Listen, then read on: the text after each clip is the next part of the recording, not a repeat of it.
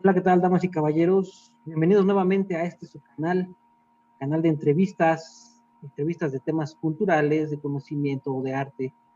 Eh, Recuerde, el arte, el conocimiento y la cultura son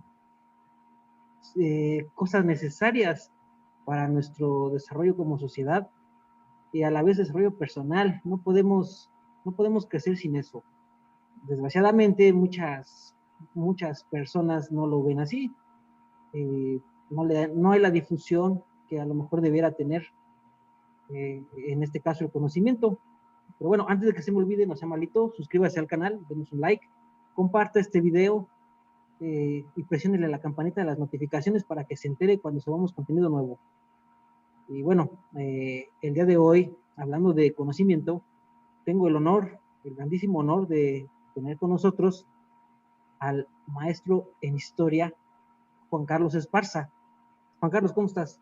¿Qué tal? ¿Cómo estás, Mario? Muy contento de estar aquí. Mucho gusto. Gracias. Gracias por aceptar la invitación.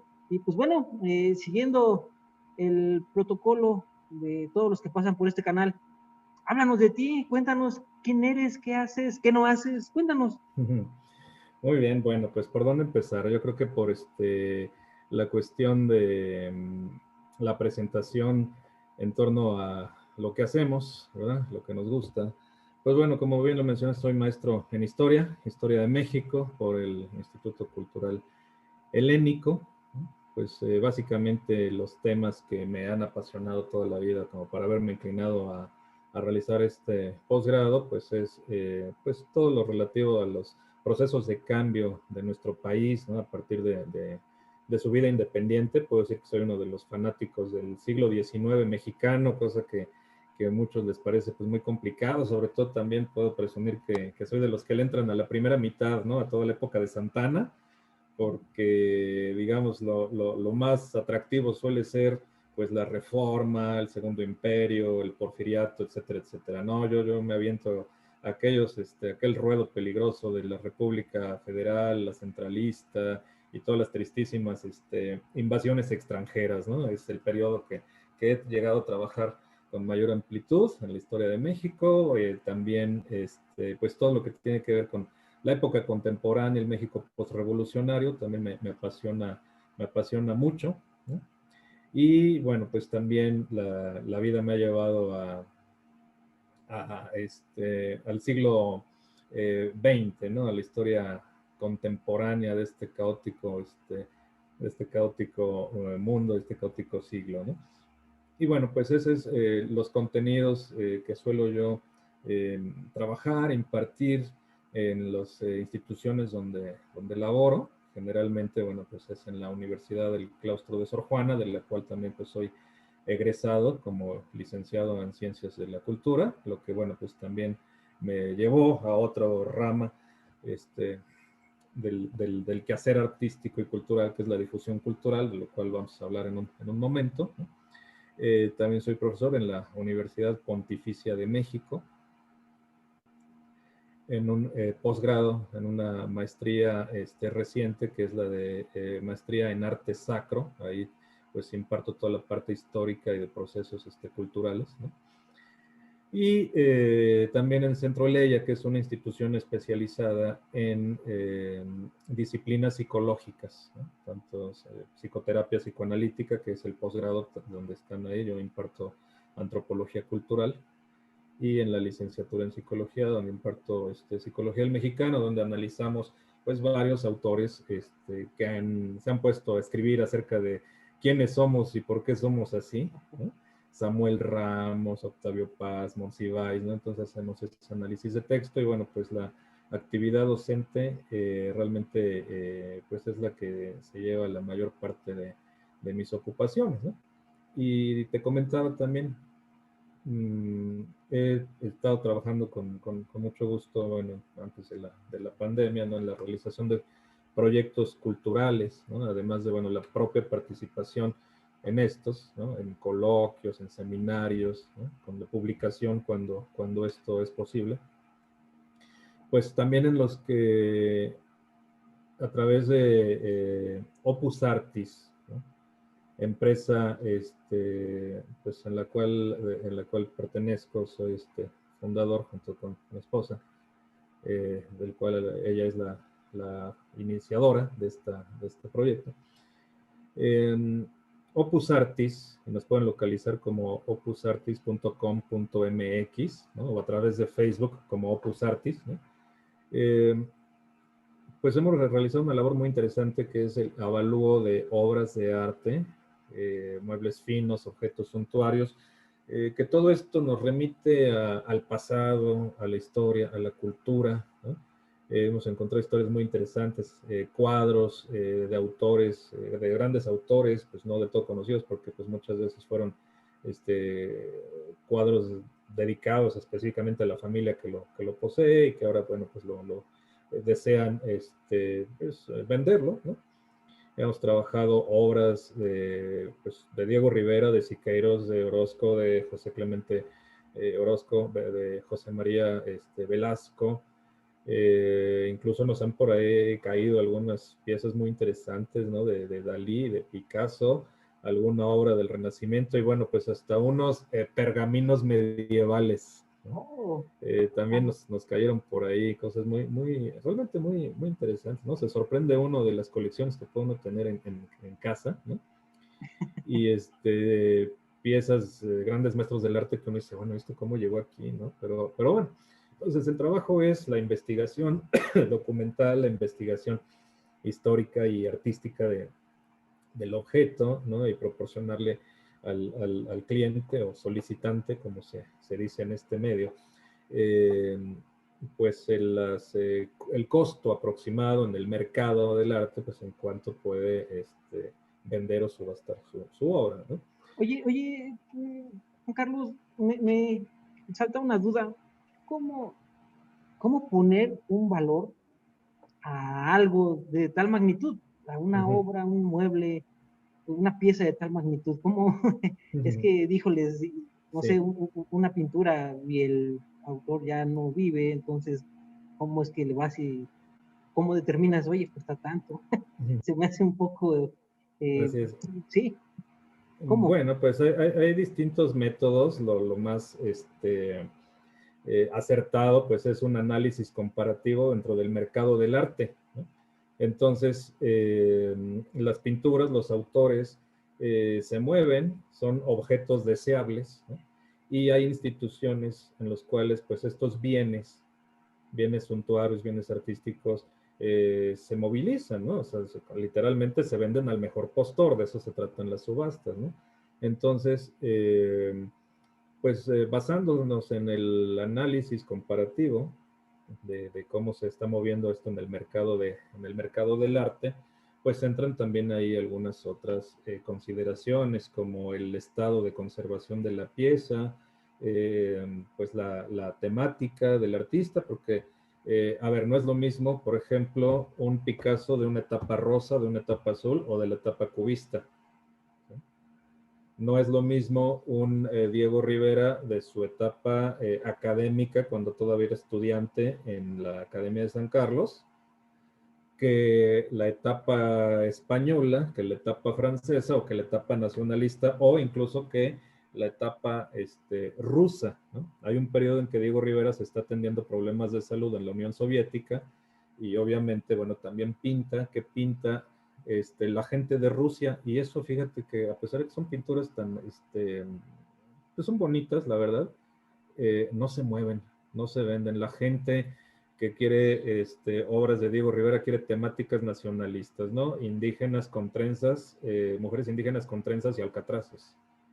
Pero si tú ves las pinturas que hizo pues en esta convalecencia y sobre todo pues en el último año de su vida, ¿no? 56, 57, de niñitos rubios, rusos, ¿no? En un trineo, ¿no? O las señoras y señores con sus grandes abrigos, pues en la Unión Soviética no, será muy Diego Rivera, pero eso no mueve, ¿no? No se mueve en el mercado del arte. Entonces, Pero ¿por pues, qué? ¿Por qué? ¿Por qué más, como tú mencionas, alcatraces, niñas con ajá, trenzas? ¿Por qué porque la más etapa eso? nacionalista, pues es la que abarca, ¿qué será? Pues el 85% de la producción de Diego Rivera es la que se ha publicitado, es la que es representativa. Entonces, todo lo que sale de la etapa nacionalista, pues se considera como una rareza, ¿no? O sea, solo es coleccionable, bueno, más bien, ni siquiera es coleccionable, ¿no? Eso forma parte del acervo de Bellas Artes, y rara vez lo sacan. Yo, sinceramente, solo he visto en alguna ocasión en el Museo Mural Diego Rivera, ahí en la Alameda, la exposición de Diego en la Unión Soviética, ¿no? Y hace muchos años. Y me parece que también la colección Dolores Olmedo, este museo fabuloso que está en Xochimilco, ¿no? Ahí donde está la mayor colección tanto de Diego Rivera como Frida Kahlo, pues ahí se tienen algunas piezas de este periodo, pero en las salas más chicas y en las últimas del museo, ¿no? O sea, no se le ha dado, porque precisamente pues no es lo que la gente espera de Diego Rivera, ¿no? Te voy a poner un ejemplo del mundo del cine. Tú recordarás, por allá por 2004 o 2005 salió una película del Rey Arturo, ¿no? Pero en un mundo romano. Entonces, fue un fracaso total. La película no es mala, pero fue un fracaso. ¿Por qué? Porque cuando te dicen Rey Arturo, estás pensando en lo que se ha dicho del Rey Arturo más que en lo que fue, ¿no? El Rey Arturo, uno se lo imagina en una Inglaterra medieval, ¿no? Muy siglo XIII, siglo XIV, ya casi final de la Edad Media, ¿no? Con castillos y torneos y justas y todo esto, cuando si nos vamos a los orígenes de la leyenda del Rey Arturo, efectivamente estaría ambientado en los últimos años de la Britania romana, ¿no? Entonces, sí, o sea, es lo más cercano al verdadero origen del Rey Arturo, pero nadie quiere ver eso. Queremos ver caballeros con armaduras en la baja Edad Media, no queremos ver romanos, ¿sí? Si quiero ver romanos, pongo Ben-Hur. Entonces, eso es lo que pasa con la pintura, con este periodo de la pintura de Diego Rivera. Si quiero ver Diego Rivera, quiero ver fiestas populares mexicanas, mujeres indígenas, como te digo, con rebozo, con la canasta de alcatraces, en fin, ¿no? Oye, Ajá. y por decir, a lo mejor, yo sé que esta pregunta a lo mejor no tiene, o me vas a decir, ya mejor no digas nada, ¿no? Pero por decir, Diego Rivera, Sí. fue un artista a nivel mundial, o con lo que acabas de decir, solamente se queda a nivel nacional. No. Incluso en su tiempo, Diego Rivera tuvo un éxito descomunal en Estados Unidos. De hecho, pues en los años 30 la pareja vive bastante tiempo por allá. Eh, Acuérdate que está este episodio tan penoso, ¿no? De estar pintando el mural para el centro Rockefeller, que se lo mandan destruir porque tiene ahí las figuras de Marx y de Lenin, ¿no? Principalmente. Y después, al regreso, un regreso muy frustrado porque Diego Rivera se estaba codeando entre la crema innata de Estados Unidos, tanto de Nueva York como de Detroit y de San Francisco, ¿no? Que son las tres ciudades en las que residió. Pues ya vuelve a México, ¿no? No muy por su voluntad ni por su gusto, y es cuando afortunadamente para el mundo del arte, para el arte mexicano, pues ese mural de Nueva York lo vuelve a hacer aquí en Bellas Artes, ¿no? El famoso mural del hombre controlador del universo. Entonces sí tuvo un éxito. Fueron ahí otras experiencias, pues más bien de la cuestión familiar de la pareja Rivera Kahlo, que los hacen ya volver, ¿no? Pero también pues fue bastante vendido en Europa, ¿no? Sobre todo en Francia. Aunque bueno, la que estuvo más tiempo en Francia fue la propia Frida Kahlo, ¿no? Al tiempo entre la Guerra Civil Española, la Segunda Guerra Mundial, allá es cuando ella conoce este, a, a los surrealistas, ¿no? A los cubistas, ¿no? O sea, es gran amiga de Picasso, de los surrealistas. El único que le cae bien es Marcel Duchamp, dice todos los demás son una bola de orates, ¿verdad? El único que tiene la cabeza en su sitio es Marcel Duchamp, ¿no? En fin, ¿no? En esta etapa de que la consideran ella surrealista, y ella pues no es que fuera surrealista, es la pintura que le salía del alma, ¿no? pero se deja consentir porque, bueno, en esa etiqueta de surrealista pues estaba la posibilidad de éxito en el mercado del arte europeo, en el círculo europeo, ¿no? Entonces sí, no fue esto evidente, y bueno, por la afiliación después comunista de Diego Rivera, miembro del Partido Comunista, aunque tiene ahí sus vaivenes, ¿no? Con el asunto de Trotsky, ¿no? En la plena época de la Unión Soviética de Stalin, y después tiene por ahí una especie de acto de contrición, en lo cual pues ya finalmente, pues en sus últimos años de vida, él prefiere tratarse su cáncer de próstata en la Unión Soviética, con la medicina soviética, ¿no? Entonces, pues sí, fue Diego Rivera evidentemente un pintor de talla mundial, aunque bueno, pues como decíamos al principio, ¿no? La representatividad de su obra son los temas mexicanos. Oye, y hablando un poco de estas corrientes sociales, ¿cómo llegaron a México, en este caso, el socialismo, comunismo? ¿Cómo fue su llegada a este país?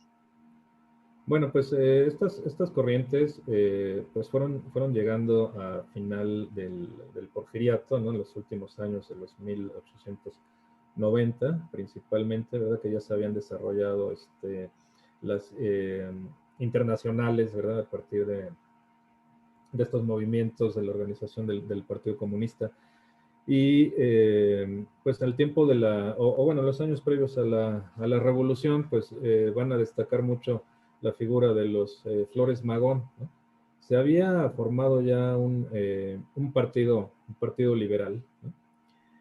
Al cual en el congreso que ellos realizan se acercan los hermanos Flores Magón, ¿verdad? Pero ellos finalmente terminan escindidos y terminan en otro movimiento, ¿no? Ellos son los introductores del pensamiento, de la corriente de pensamiento anarquista, por ejemplo, de Kropotkin, ¿no?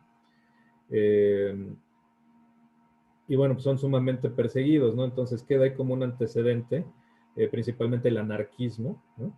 Que van a ser perseguidos y que finalmente, bueno, pues exiliados en Estados Unidos, donde finalmente, bueno, pues Ricardo Flores Magón, que era la cabeza de esta familia, ¿no? Con Enrique Flores Magón, pues muere en condiciones muy oscuras, ¿no? En una cárcel de Estados Unidos. Se dice que la causa oficial que fue un infarto, pero pues parece que sí fue hasta torturado, ¿no?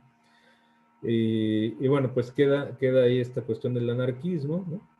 La Revolución Mexicana no tiene nada que ver con todas estas corrientes de origen extranjero, es un movimiento que tiene varias vertientes, ¿no? Un movimiento por la democracia, ¿no? Que es la parte maderista, ¿no? Al que, bueno, se le unen otras consideraciones de orden de justicia social, ¿no? Que son las que van encabezando el zapatismo en primer lugar, el villismo.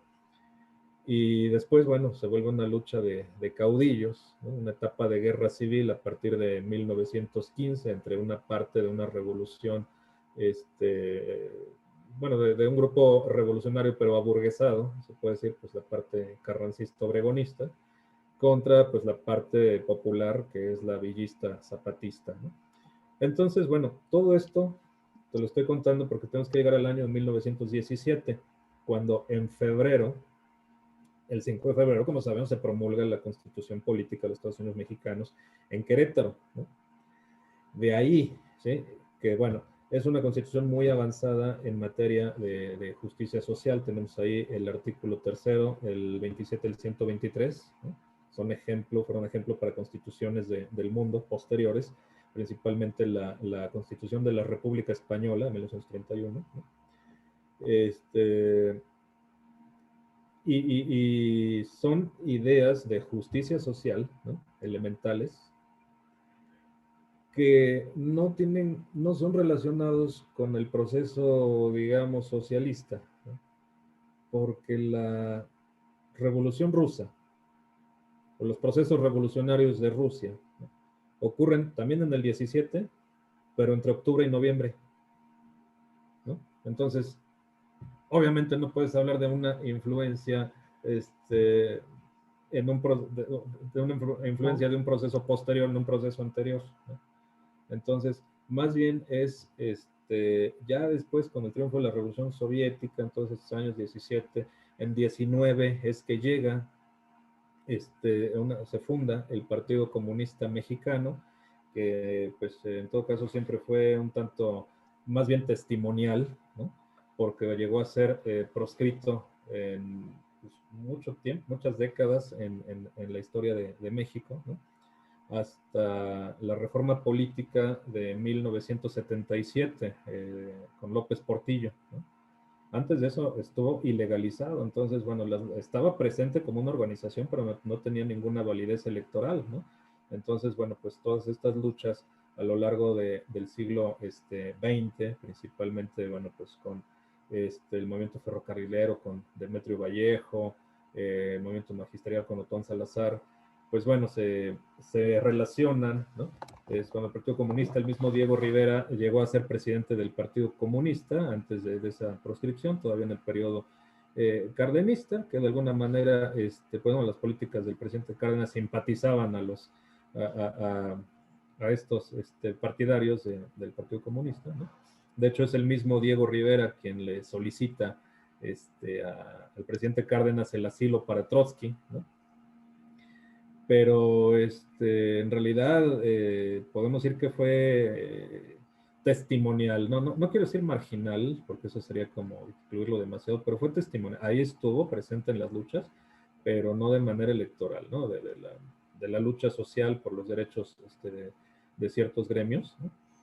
Y bueno, pues hasta que este partido tiene su entrada en el espectro electoral, decía yo, con la reforma, con la Ley de Operaciones y Procedimientos Políticos de 1977, ideada por el entonces secretario de Gobernación, Jesús Reyes Heroles, promulgada ya por el presidente López Portillo, en el cual pues ya entra este partido al juego político, y bueno, pues recordemos este partido junto con otros pequeños partidos de izquierda, igualmente testimoniales, ¿no? Se van a fusionar en el Partido Socialista Unificado de México. Estamos hablando ya hacia el proceso electoral del 88, ¿no? Y sería precisamente este nuevo partido PESUM que agrupa o aglutina todas las pues, grupos de izquierda. La verdad no le puedo decir fuerzas porque no lo eran, ¿no? Y que finalmente, ya después del fraude electoral de 1988 contra Cuauhtémoc Cárdenas, ¿no? Pues el ingeniero Eberto Castillo, que fue el último representante de este Partido Socialista Unificado de México, cede el registro para que con se pueda constituir el Partido de la Revolución Democrática, pues hoy en franca agonía y decadencia, ¿no? Entonces, Okay. sí, es interesante la historia de la izquierda en México, que destaca más por sus figuras individuales, por sus luchadores sociales. Mencioné a Demetrio Vallejo, Valentín Campa, Otón Salazar, ¿no? Más adelante, pues las figuras de los profesores guerrilleros del estado de Guerrero, precisamente, ¿no? Genaro Vázquez, Lucio Cabañas, y y bueno, pues ni qué hablar del ingeniero Alberto Castillo. Entonces, creo que la historia de la izquierda mexicana, más que como organización, yo diría que destaca más por sus figuras en lo individual. Ok. Oye, y por decir, tengo otra pregunta. Eh, en base a tu análisis, en base a toda la información que tú tienes y a lo que estamos comentando ahorita desde México después de la revolución, eh, ¿cómo consideras tú, digo, todos vivimos por etapas, ¿no? La sociedad Uh-huh. vive por etapas. Uh-huh.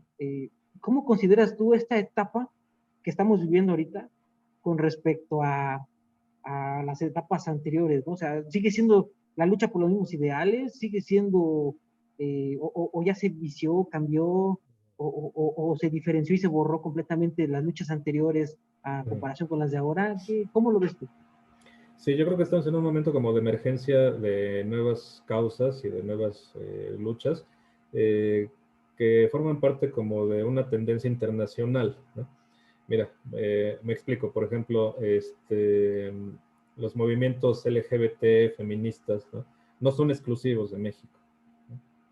Hay movimientos en todo el mundo, bueno, en el mundo occidental más bien, ¿no? O sea, esto no lo veríamos en los Emiratos Árabes, por ejemplo, ¿no? Este, pero forman parte, pues, de los tiempos que estamos viviendo. Yo podría decir lo siguiente, ¿no? Todos estos luchadores sociales y algunos otros factores, ¿no? Son los que fueron empujando, ¿no? Hacia una necesidad de cambio que, pues, se dio primeramente en el 2000, ¿no? Aunque ese cambio anunciado como eslogan por Vicente Fox, pues terminó siendo pues una decepción, ¿no? Y finalmente pues vimos que la política económica seguía siendo exactamente la misma, ¿no? Como decía Cosío Villegas, ¿no? El estilo personal de gobernar es lo único que variaba, ¿no? Y bueno, pues esto propició, junto con todo el desastre que fue la etapa calderonista, tan sangrienta, y de muy ingrata memoria, pues una restauración priista con todo el empuje de la maquinaria del grupo más antiguo y pues más corrupto, ¿no? Que fue el grupo Tlacomulco con Peña Nieto, ¿no? Entonces, pues es como si de pronto, al parecer, se hubiera perdido todo ese impulso, ¿no? Porque decía, pues en realidad, una lucha social que se vino construyendo desde las figuras de la izquierda, ¿no? Fue capitalizado por la derecha en el 2000, y derecha radical, porque venía detrás de Vicente Fox, recordemos, la Organización Nacional del Yunque, los Legionarios de Cristo. Y después, bueno, pues con Calderón fue una tapadera de la forma en la cual él llegó al poder, ¿no? De manera completamente fraudulenta, ¿no? Y como en muchos otros casos, ¿no? La creación de un enemigo en común de la nación para desviar la atención sobre su llegada, ¿no? Y para su legitimación. Y en este caso, pues bueno, es toda son más de tres lustros, estamos hablando de 18 años en los que, de veras, yo me preguntaba, bueno, y todo eso que se había luchado, ¿dónde quedó? ¿Para qué? Claro, seguían empujando, pero marginados por las fuerzas políticas, marginados por medios de comunicación, ¿no?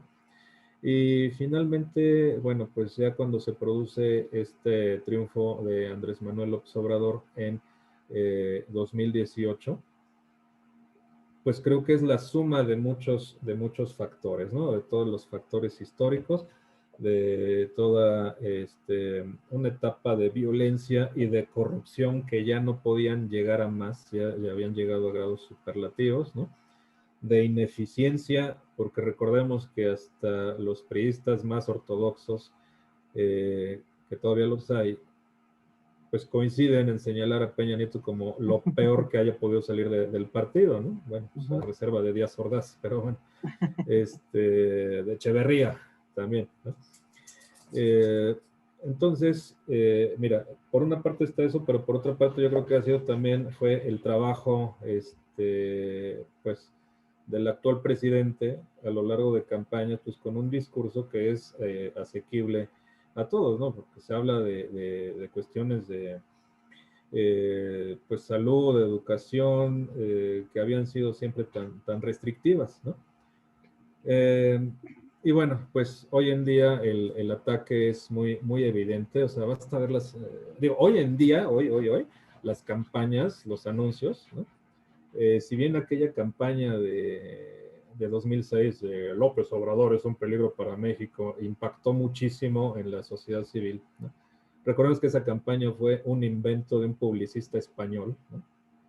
Y que introdujo un odio y un divisionismo entre mexicanos como nunca se había dado, ¿no? Por eso a mí esto que digan, ay, me dijo fifí, pues me da risa, ¿no? Verdaderamente, porque pues, no, ni siquiera está diciendo fifí. O sea, ya también la historia de ese concepto Claro. es muy interesante, ¿no? Oye, Pero, y precisamente tocando ese tema, ¿tú cómo ves el futuro para México? ¿Crees que sea un ciclo que se vuelva a repetir a como fue en 1917 y fue evolucionando otra vez, o simplemente de este es otro nuevo parteaguas para otra época de la historia mexicana. Yo, como lo mencionas en este segundo lugar, ¿no? Yo sí veo que fue un parteaguas para inaugurar una nueva época. Yo no veo el regreso de los antiguos partidos, ¿no? A corto ni a mediano plazo. Creo que se desgastaron, no hay figuras, ¿no? A ver, Vicente Fox fue un presidente, un individuo carismático, ¿no? Impactaba frente a sus opositores, Cuauhtémoc Cárdenas y Francisco Labastida en el año 2000, por ser políticos de corte muy tradicional, ¿no? Y sale este señor con mucha desfachatez, representando el papel del ranchero del centro del país, que hablaba recio, que no tenía pelos en la lengua, ¿no? Que violaba ciertas convenciones políticas, ¿no? Le funcionó porque se vendió como una marca, ¿no? Entonces había un personaje ahí particular, ¿no? Peña Nieto lo construyeron, como tú sabes, pues igual como otro producto vendible a través del canal de las estrellas, ¿no? Esta alianza primero con el poderío del Estado de México, pues hubo telenovelas que se filmaron en Valle de Bravo, en Toluca, no sé dónde más, ¿no? Y se le hacía promoción turística del Estado de México. Y bueno, pues después el contrato de arrendamiento de una esposa, ¿verdad? Con la gaviota, que finalmente se finiquitó, ¿verdad? Apenas terminada la presidencia. Entonces ese amaciato entre los poderes fácticos de ese momento, ¿no? El partido entonces hegemónico, el PRI, y el medio de comunicación igual hegemónico, Televisa, han caído, ¿no? Han caído, el PRI está en el colmo del descrédito, Televisa igualmente, al grado de que sabemos que el Consejo de Administración de Televisa excluyó al mismo Azcárraga Gallán, ¿verdad? Porque ya era insostenible la imagen de Televisa como soldado del PRI, como lo había hecho su padre, el Tigre Azcárraga, ¿no? Entonces, esos apoyos ya no están, ¿no? Hoy en día lo que yo veo, ¿no? Es que, bueno, este círculo de intelectuales, ¿no? Que Enrique Krause, que Aguilar Camín, ¿no?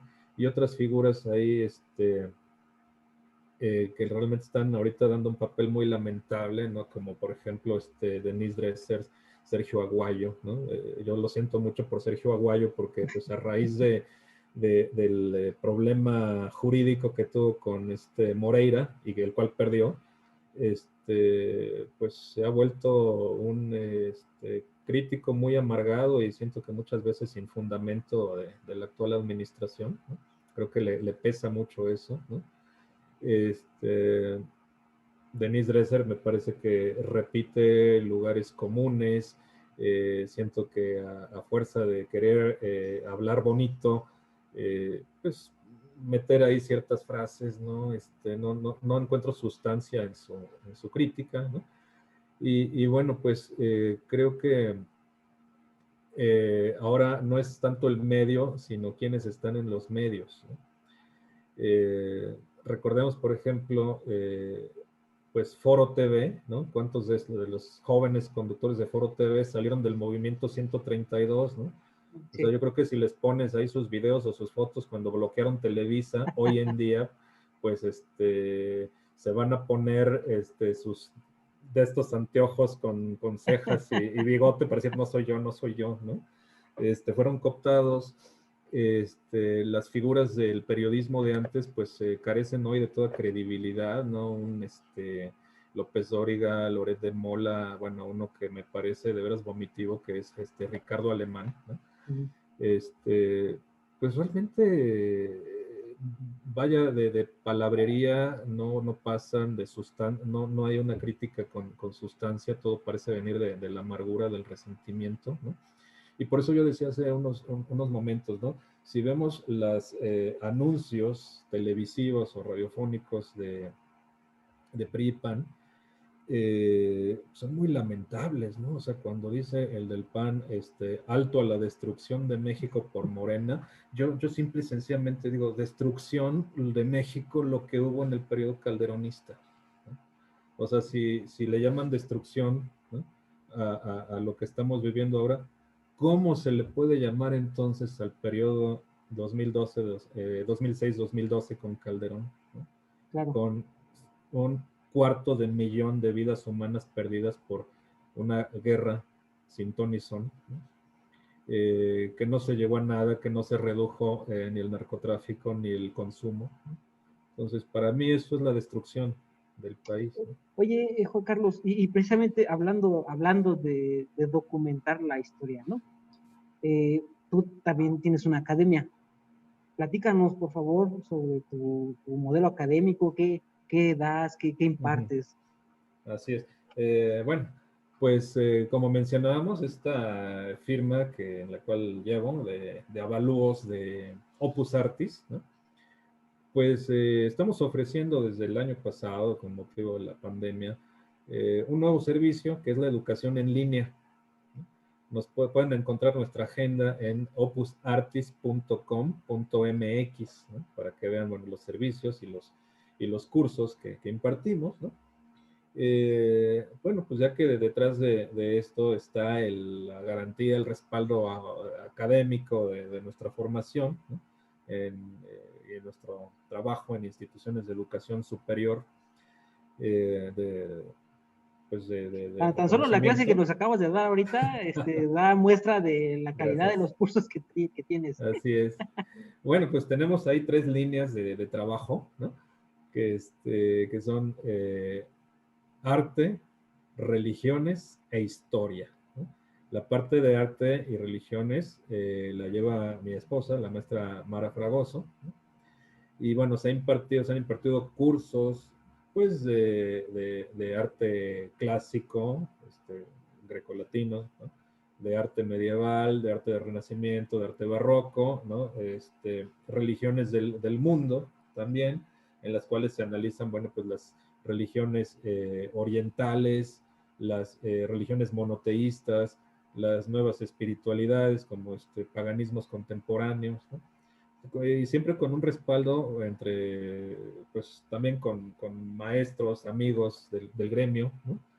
Por ejemplo, en la parte de religiones monoteístas nos apoya mucho el profesor Arturo Campillo, ¿no?, quien es especialista en ciencias religiosas por la Universidad La Salle y catedrático también de la Universidad Hebraica, ¿no? O sea, me parece a mí maravilloso, hablando de este profesor, que vaya, un profesor formado en una universidad católica como es La Salle, tenga la confianza y el reconocimiento de la Universidad Hebraica para impartir temas sobre el judaísmo, ¿no? Entonces es quien también, con quien llevamos buena amistad, colabora con nosotros, ¿no? Y también por mi parte, la línea de historia la llevo yo. Hemos impartido pues ya bastantes horas de clase desde el inicio de la pandemia. O sea, el confinamiento empezó el día 17, entre el 15 y 17 de marzo. Y bueno, pues para principios de abril ya teníamos armado este proyecto. Empecé con un proyecto sobre historia de la independencia, ¿no? Y luego pues estuve dando cursitos aislados sobre de la independencia pasó a la Revolución Mexicana y después algunos otros periodos posteriores, como el Milagro Mexicano, ¿no? Y finalmente dije, bueno, pues vamos a darle forma. Y entonces tenemos ahí también en oferta diplomados de Historia de México, tanto del siglo XIX como del XX, que analizamos, como dije, pues Porfiriato, Revolución, Guerra Cristera, Cardenismo, México en la Segunda Guerra Mundial, el Milagro Mexicano, y bueno, los procesos, las luchas y movimientos sociales actuales, ¿no? De Tlatelolco, del Halconazo, el ZLN, las guerrillas de los años 90, las guerrillas indígenas, no sé, mencionaba hace rato Movimiento 132, también lo analizamos, y bueno, pues en la otra parte del siglo XIX, pues independencia, y como había dicho, este periodo tan nebuloso que es pues los años de 1820, 30, 40, que tienen muy pocos estudios, pero que a mí me apasiona mucho, ¿no? La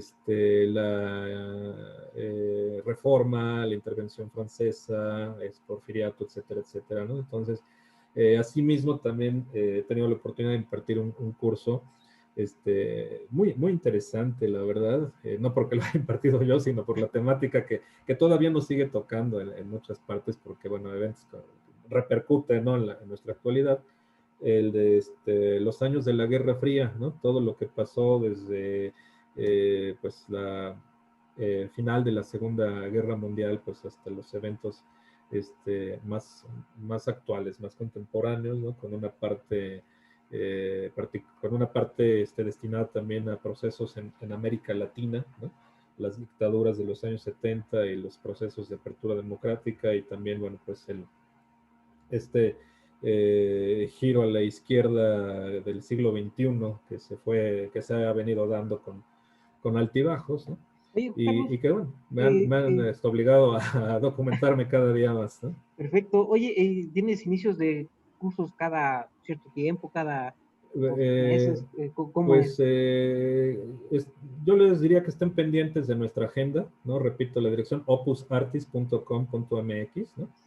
Y ahí están las fechas. Ahorita tenemos calendarizado hasta el verano, ¿no? En estos momentos estoy impartiendo un curso sobre la historia de la monarquía hispánica, desde los reyes católicos, pasando por los Austrias, los Borbones, ¿sí? Para terminar con Fernando VII, porque es el último rey que, digamos, con los que nuestra historia tendría relación, por ser el que estaba en la independencia, ¿no? Y posteriormente a voy a empezar un curso sobre vida y obra de Sor Juana, ¿no? Todavía no programamos los cursos para el verano. Lo más probable es que para que también aquellos fanáticos del mundo geek y de los cómics, vamos a programar un curso que lo he venido impartiendo ya en otras instituciones, ¿no? De historia del cómic. Perfecto. También tenemos eso y bueno, pues los cursos también igualmente de arte, de culturas, de religiones del mundo, que también ofertamos, ¿no? Entonces los invitamos a nuestra oferta académica, ¿no? Y Ok. bueno, con el respaldo que siempre es con maestros de calidad reconocida. Muy bien, muy bien. Tus redes sociales, si alguien se quiere poner en contacto contigo, ¿tienes alguna página tuya personal? Sí, nos pueden contactar también por la página de Facebook Opus Artis. Precisamente es ahí donde subimos la información y noticias de actualidad en torno al mercado del arte y a cuestiones culturales en general, ¿no? Muy bien, pues el Opus tiempo se Artis en acaba, Juan Facebook. Carlos. Ha Muy sido bien. un placer que nos des toda esta lección de historia. Ujú. Y No, pues bueno, pues amigos, encantado. ya lo saben, ahí está Juan Carlos Esparza. Acérquense con él, tomen sus cursos, son, la verdad, ustedes lo acaban de ver, la clase que nos dio. Creo que aprendí más que cuando iba a la escuela. Ujú. Pero bueno, me dio mucho gusto, Juan Carlos, un placer tenerte y pues bueno, espero próximamente tener otra plática contigo Con mucho para gusto. que nos puedas seguir compartiendo de todo ese conocimiento que tienes. Con mucho gusto, encantado. Gracias por todo. Cuídate mucho, un abrazo.